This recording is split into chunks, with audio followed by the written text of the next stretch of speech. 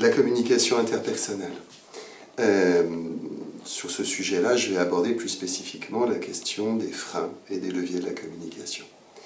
Alors les freins peuvent être multiples. Ils sont liés d'une part à des aspects formels de la communication, une difficulté de codage ou de décodage ou l'absence de code commun, le fait d'utiliser un canal de communication qui peut être, je ne sais pas, visuel, auditif, qui ne parle pas à son interlocuteur, l'absence de feedback ou l'absence de recherche de feedback, d'informations en retour, l'existence de bruits divers, sonores bien sûr, mais de tout type, hein, le sommeil, la faim, le froid, peuvent être autant d'obstacles en matière de communication ou des besoins non satisfaits pour l'un des interlocuteurs.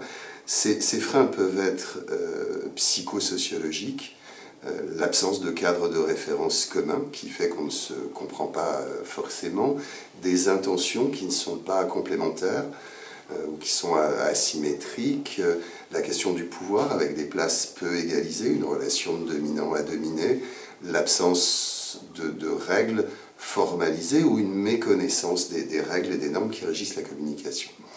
Donc on a des freins multiples, mais ceux sur lesquels je voudrais mettre l'accent, c'est ceux qu'aborde Roger Mucchielli quand il parle d'obstacles à une communication authentique. Il en identifie quatre obstacles majeurs à la communication.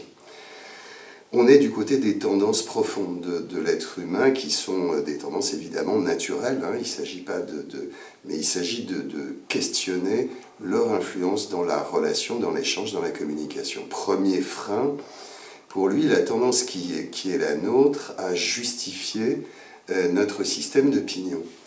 En étant dans la justification de son système d'opinion, on n'est évidemment pas à l'écoute de l'autre, mais on cherche déjà les arguments qui vont le contrer, s'opposer à lui.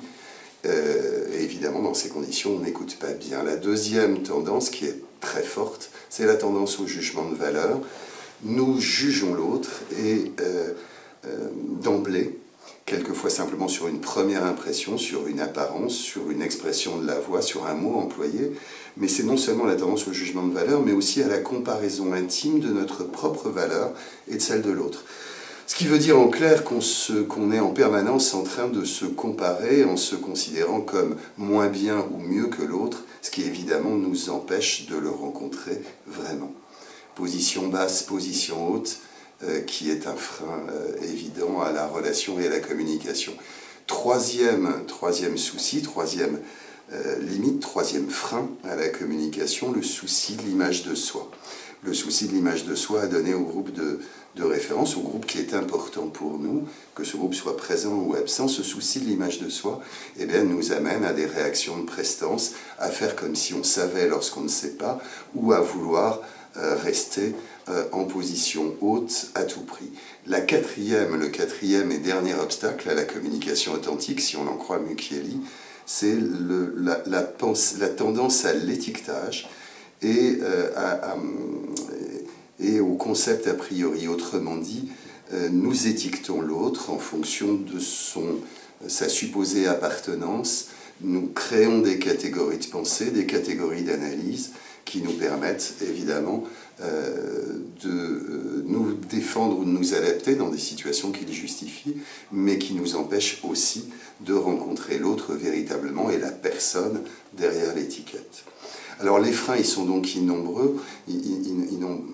très nombreux, et la question c'est comment on fait avec ça? Quel levier pour mieux communiquer?